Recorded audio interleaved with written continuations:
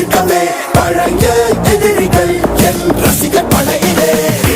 இது தளபதி பேரு கேட்ட விசிலடி.